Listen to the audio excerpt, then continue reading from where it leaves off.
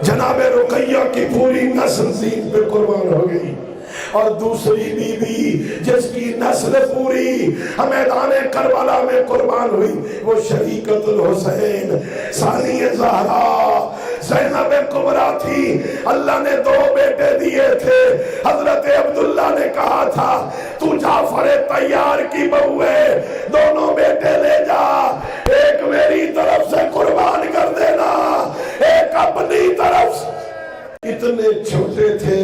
میں نے مقتل میں پڑھا مولا حسین نے اٹھا کے گھوڑوں پہ سوار کیا، رکابوں کو تنگ کیا، پیر نہیں پہنچتے تھے، جب چلنے لگے نا تو جناب زینب کبریٰ نے کہا میرے بچوں تمہیں پتہ ہے نا تم جعفر طیار کے پوتے ہو، تمہیں پتہ ہے نا تم علی مرتضیٰ کے نواسے ہو، ذرا جوہر دکھانا جہاد کے کام ماں جانے تو دو۔